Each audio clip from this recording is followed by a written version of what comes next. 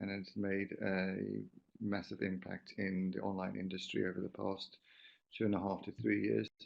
And the other part of the business, the branding part, and we all know how much money is spent on branding by the major corporations.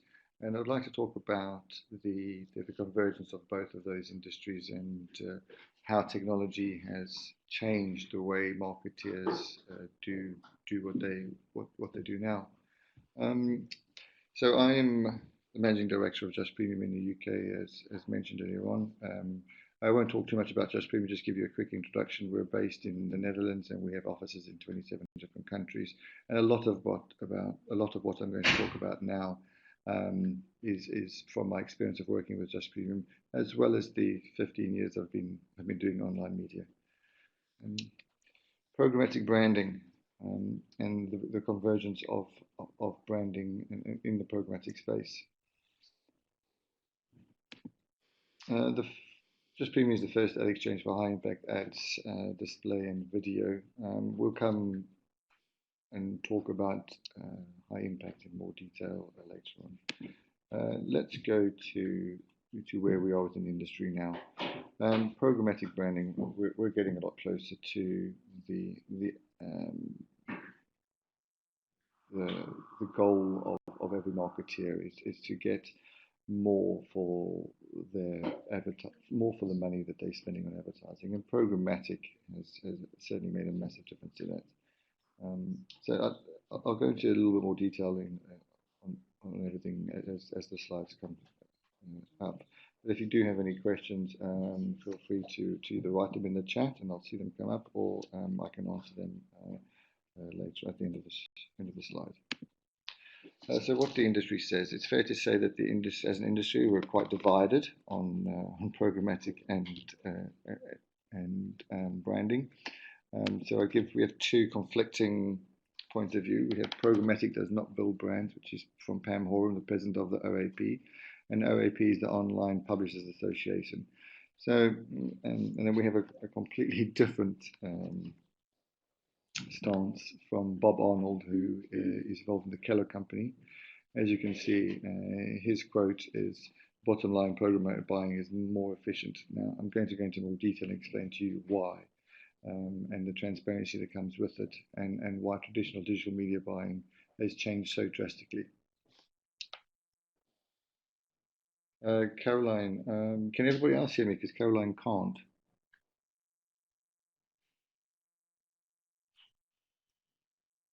Okay, so there must be something wrong with Caroline. Sorry about that, Caroline.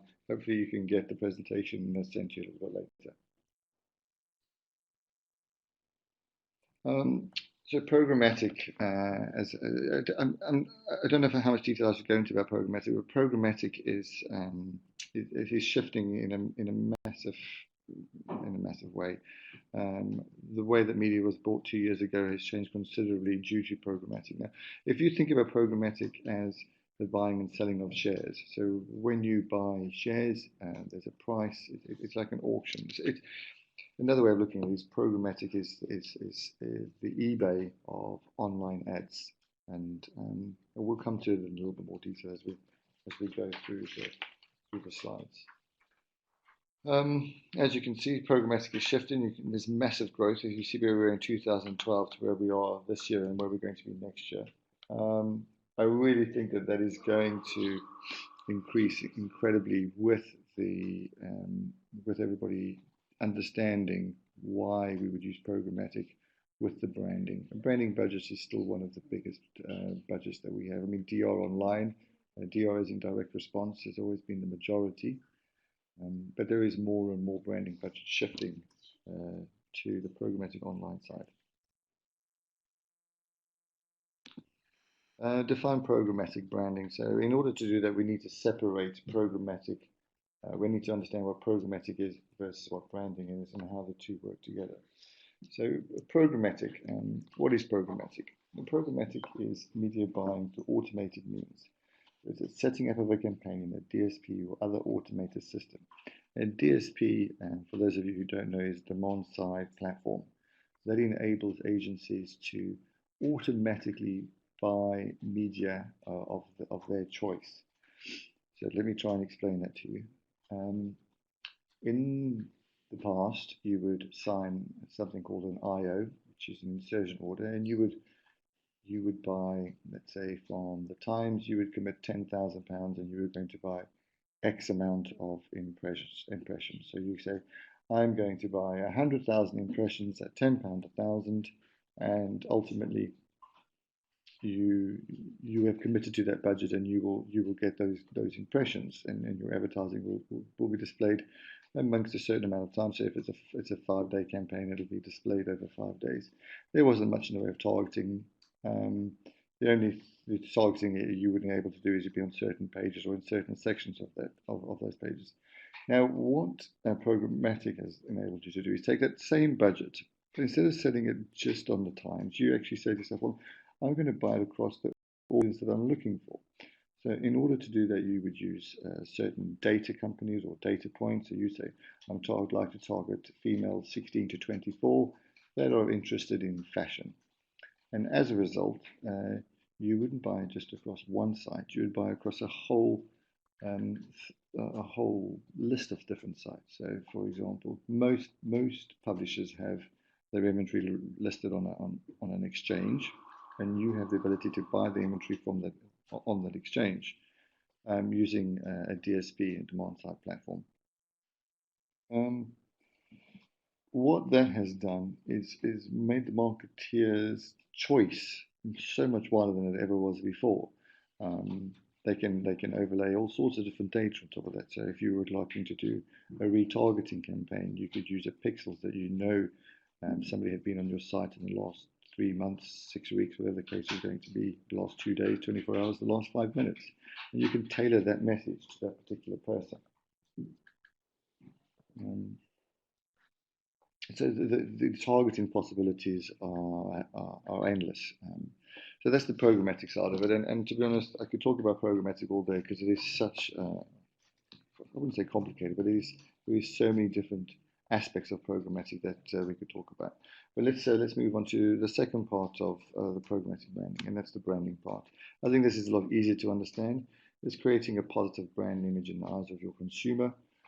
It's pretty straightforward. That's where all the money's spent. That's why you see so much more sponsorship on the likes of, take for example, Sky sponsoring the Sky team for the Tour de France. It's building a brand. The drivers. What's driving programmatic and branding? What's bringing it all together? As mentioned, it's connect with the audiences, and you can deliver this at scale. If you were going to do a homepage takeover on Yahoo 5 years ago, it would cost you, let's say, £30,000 for the day, and you would be on the homepage, and you would have all the ad slots, and you would get some pretty big impact, and everyone would see you for the day. The drawback of that was maybe half the audience, or 70% of the audience that went to Yahoo wasn't the audience that you were looking for. You were only looking for a specific audience, and so essentially you could potentially have wasted 70% of your budget. What the programmatic tools that we have now give you the ability to do is to get the very best of that 70 out of the budget that you had. So instead of targeting just the Yahoo homepage, perhaps you would target 5, 10, 15 different sites and enable you to get your message across still in an impactful way, but to a more targeted audience. The second one is measure KPIs. So every campaign that's ever run online has a KPI, even if it's just a branding campaign. That campaign is still measured. So there could be a pre-campaign, post-campaign branding analysis. So you can run a brand awareness campaign while the campaign is running. Have you seen this ad? Has the user experience uplifted?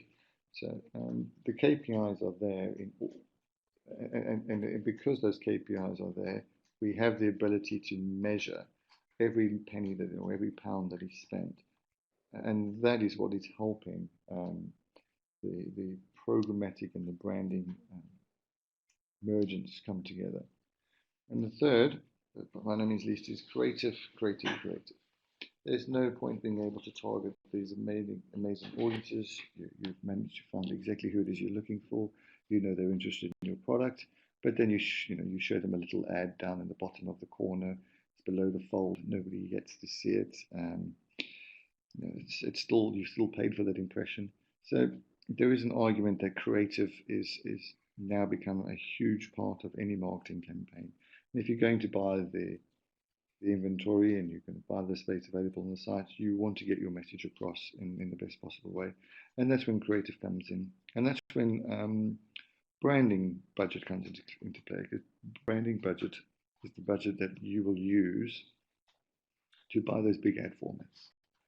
And that's where Just Premium come in. That's our USP, is taking those really high impact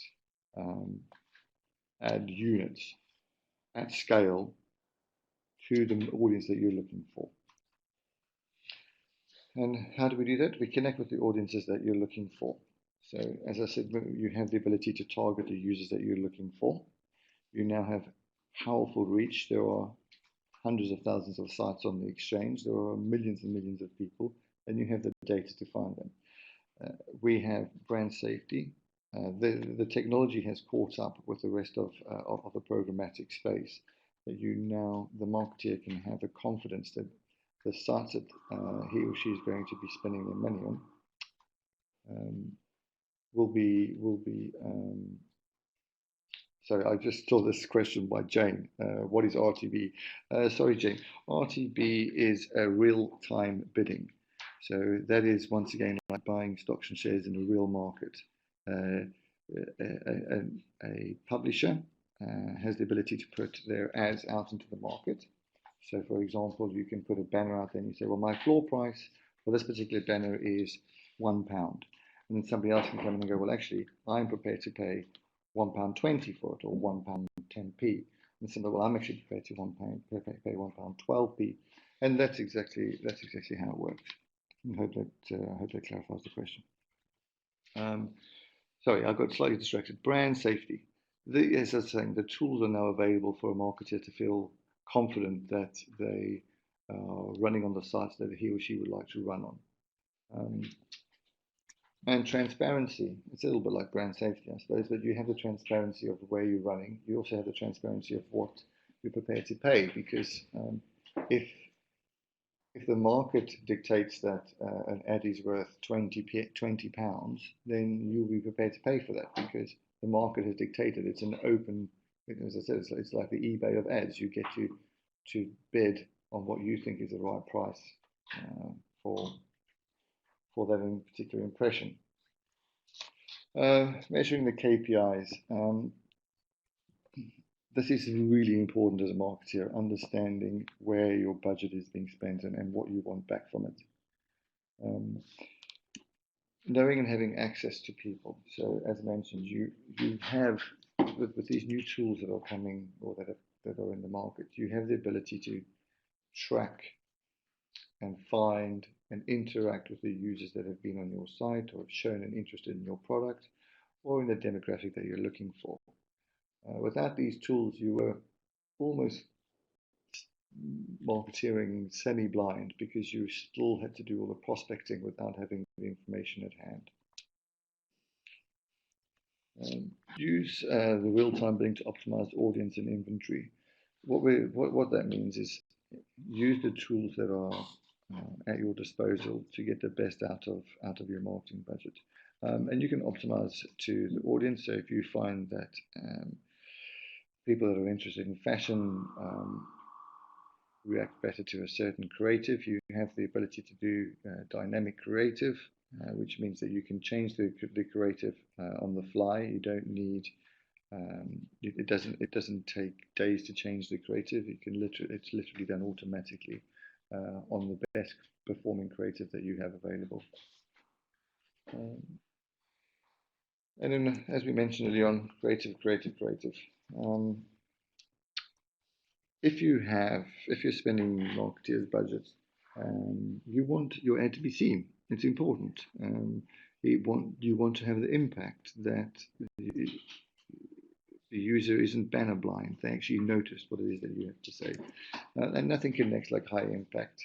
That's just for display and video. So for display, we would consider an usual sort of normal banner that you would see on the side, or an MPU, double MPU.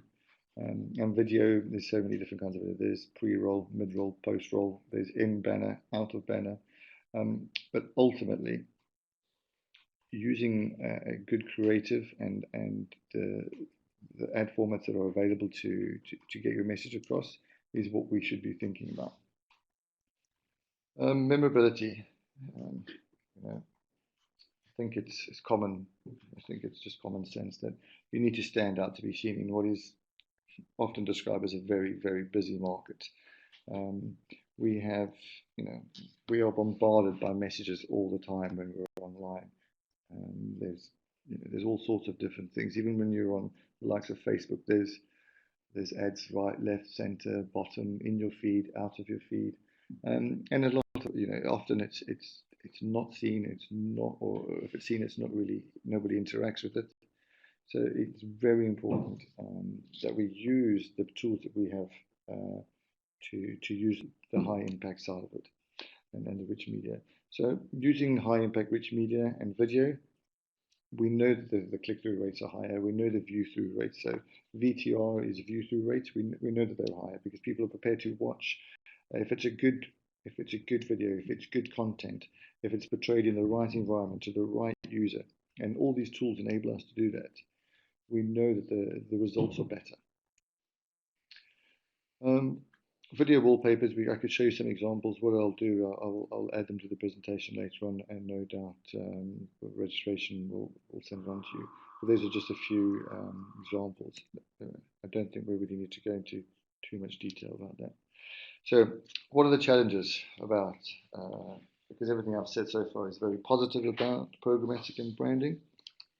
I'm surely there must be some worries for as a marketeer, and I guess there are.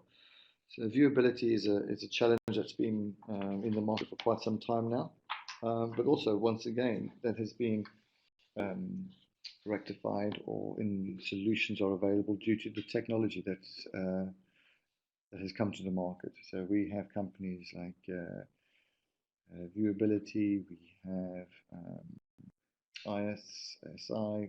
There's quite a few different technology companies out there that will enable a marketeer to feel comfortable about whether the ad is being seen or not. So just to give you, we'll go into some more detail about what is viewability and in a second. But as you can see from the slide, everybody has a completely different view of viewability. You have the advertiser has a view, and then the end user has a view. Clearly, who cares about ads according to the user? So many influencing factors determine whether your ad is in view. But just with the technologies that's out there, we have the ability to understand whether an ad has been seen or not. So the IAB, which is the Internet Advertising Bureau, sets a standard of 50% of the ad needs to be seen for at least 1 second. This is also quite relatively controversial because a high impact ad, as you can imagine, takes up a lot of space, and therefore 50% of the ad may not necessarily be seen straight away because sometimes the user needs to interact, push it down. So there are different metrics for different ad units, and that's kind of slowly but surely coming into the market. You also have the ability to use a DSP, as I said, demand-side platform, to target above the fold. So you're only prepared to buy ad slots that are available above the fold, which means your ad should or has a higher percentage, the chance, there's a higher percentage chance of being seen. But it's also, a publisher has the ability to charge slightly higher for that because the ad slot is above the fold. They can go, well, I actually think that's worth 20% more than an ad below the fold. So you have to bear in mind that all these tools that are available to a marketeer are also available to a publisher. So it's also in their best interest to get the best yield per page impression that they can. High impact rich media ad video safeguard high viewability ratios. because high impact is what it is. It's called high impact for a reason. It's impactful. Sometimes could be classed as intrusive. It's important that we safeguard the high viewability ratios. It's important that that the viewability rates stay high and that it's not just clicked away straight away by the user. That's why in the programmatic side it comes into play again, because you've already targeted that user. You know that that user has shown a particular interest in your product. So therefore the viewability rates should always stay high. You can see the current viewability rates across the digital media ecosystem. It's pretty straightforward. A direct publisher is higher due to the fact that it's not a network buy, and that particular advertiser is chosen to be on that particular publisher. Therefore, they understand that the target audience is correct for what they're looking for. This is an example of a wallpaper that we ran for Heineken. As you can see, not more than 50% of the ad is shown within 1 second. So it's highly unlikely that the viewability on current standard IAB practices would be particularly high for an advertiser. So they might look at a report later and go, well, that was a terrible campaign. It's not, the viewability rates are nowhere near what I was expecting. So it's also it's also important as a marketeer to understand the restrictions that certain technology has. Technology hasn't quite caught up to the fact that we have high impact ads, and high impact ads need to be judged differently to a standard IAB ad. And this is conversations that you would have ongoing with any tech company, so that the market needs to move. Sometimes the market is slightly behind where the tech is, and then I think this is a perfect example of where the tech is behind where the market is. The market has moved on, but the tech hasn't quite reached that stage to measure everything correctly yet. So in summary, you'll be pleased to know it's coming to an end shortly. As marketeers, you need to understand the power of programmatic, and as I said earlier on, this programmatic is a conversation that you could have. I could talk about all day. It's not as new as it was, but there's so many different technologies coming out there, and multi-billion pound companies are being bought on this. One of the biggest programmatic players is Google. Google have their Google AdX, which is Google Ad Exchange. They are one of the market leaders, and if Google's in it, you know it's going to be here for the long haul. Marketeers need to start thinking differently about creative. Buying a standard IAB ad and designing a standard IAB ad all the time, it gets lost. A marketer needs to, I hate to say it, but think out of the box. Think creatively about your creative. Try and get your message across in such a way that your users will interact with it. But just showing them the standard same message over and over again is not going to produce the results you're looking for. You also need to be brave. You need to educate your clients and pioneer new ad formats. Don't always be a follower. If you're looking for something different, be that person that's going to be present it, understand the pitfalls with it, tell your clients about it, but be brave, be the pioneer that you want to be. And with it comes education. You need to educate your clients about what it is that you want to do, how you do it, and why they should do it. If they understand why they should do it, the pitfalls with it, and the advantages of doing it, you have the ability to stand out from all the other marketeers, and that's what's going to make a difference to you when you start working in the marketing world, if you're not already doing so now. This is a few examples of what we would call high impact ads. The Star Wars, for example, is very impactful, but it also goes right across the content. So as a publisher, you might find that that's not something you want to do for your users. You might find that that is too intrusive. So you go, well, I'm not going to accept something that. And also, equally as an advertiser, you might think, oh, that's far too intrusive. I don't want to annoy my users. So then you move on to to another intrusive ad format. This is pretty much takes over the whole content of the site. But once again, if this particular person has shown an interest in a Nokia Lumia in the past, or has visited the site, and you're interested in, they may very well be interested in watching the video. So, and by using the programmatic side of our business, you have the ability to target particular users within a particular time frame. It's always worth bearing that in mind. This is a video wall, or this is a wallpaper, and as you can see, this creative isn't as. Let's see if I can just show you. Now, this particular ad format is nowhere near as disruptive because the user has the ability to read the content of the site. But if they want to, they also have the ability to push the site down and have a look at the advert. So if you were a publisher, you would say, well, actually, it is high impact, it's very impactful, but it doesn't disrupt the user experience. The user still gets to read the content on my site. And as a user, it doesn't disrupt what you were trying to do. And if you are interested in it, you're only a click away, but you're not actually left the site. You still get to read the content of the site. This is it's also worth bearing in mind that not all technology works across all devices. So this particular campaign would only work on a tablet, but it wouldn't work on desktop. So when you're a marketer, you need to bear in mind what technologies will work, across which devices, and do you want a really big ad when you're on a phone? Probably not. So it's always worth bearing this in mind. Once again, this is another example of a Coca-Cola ad. This is our global network. You don't need to know about that. And that is pretty much us. I hope that you found it informative and you have lots of questions.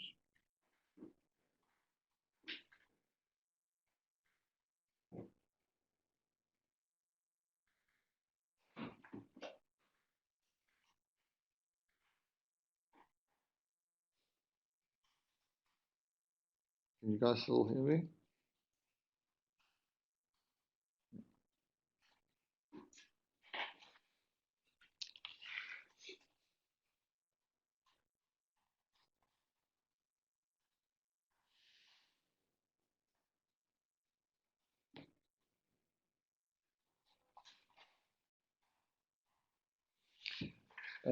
Jane, to answer your question, from a publisher point of view, many people found it intrusive. There was a lot less publishers accept that particular ad format. And it's also worth pointing out, it changes per geos, per country. So, for example, in the UK, that particular ad format is not very. Publishers don't feel very comfortable with it, so we don't run it very often. But in Germany, for example, it's one of the best performing ad formats that we have, and Germany doesn't find that intrusive. They find it as an ad format they will accept.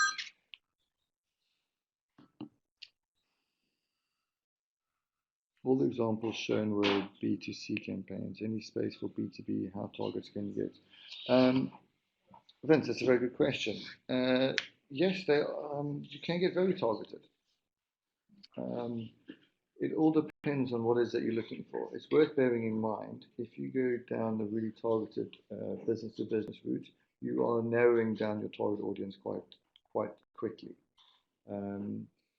But yes, you can target, and you can buy data from pretty much any data provider for anything that you're looking for. But bearing in mind, the more data you overlay into a DSP, the less amount of users you're going to be able to find. Would the click-through rate be too low to be of interest? Vince, no, I don't think that the click-through rate would be quite high. I just don't think that there would be very many users. You wouldn't find too many users. I still think that you would receive good results.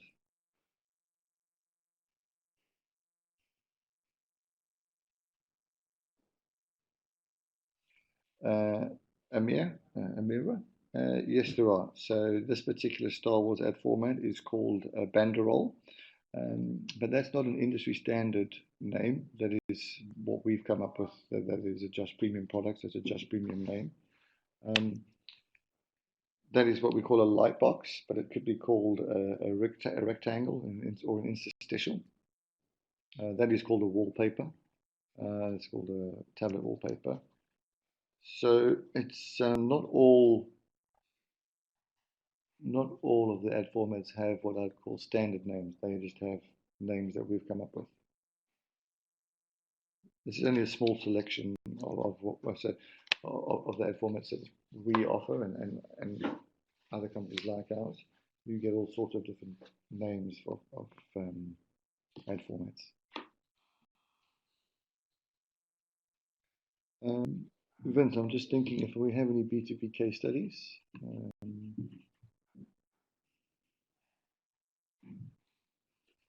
I'll have to get back to you. I don't know if we've done any in the UK, but it's quite possibly we've done some in the. We have done some in Europe. I'll have to check. We've definitely done business to consumer in regards to finance, and maybe small businesses. Actually, I think we did a small business insurance campaign. But let me find out for you. Jane, from publishers, it's a very good question. It depends very much on the publisher. What format the publisher is most likely to accept? It's a good question, and I guess the answer comes in two parts. They'll accept the ones that give them the most amount of money, but they also want the ones that are the less intrusive, the ones that don't annoy their users. What they don't want to do is use the users to the extent that it's no longer worth taking the money. So the wallpaper, for example, is accepted by most publishers because it's an unintrusive ad format. You can still read the content of the page. But saying that, we still work with some very, very big publishers that accept 90% of our ad formats. So it's quite often a tricky situation for them. They want the money, but at the same time they don't want to lose their users. So it comes down to individual preference of that particular publisher.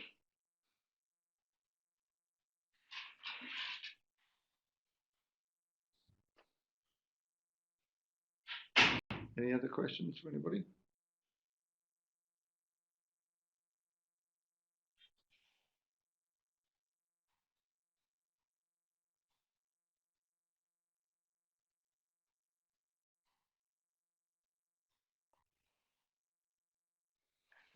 Okay. Amira, one of the questions you asked, is there a list of ad formats? There is. If you want to check out our website at justpremium.com, you have a full list of sites of ad formats there.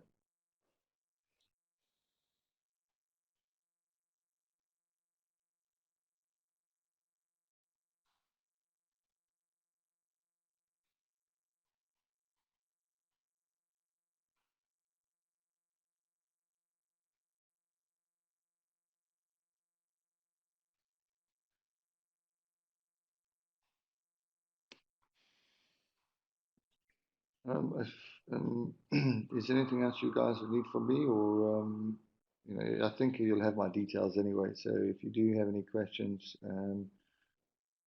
please feel free to drop me a line or get in touch with David.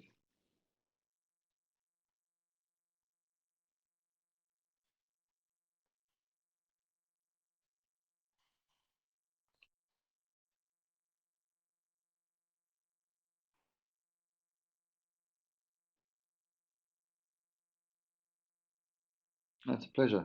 I hope you guys enjoyed it.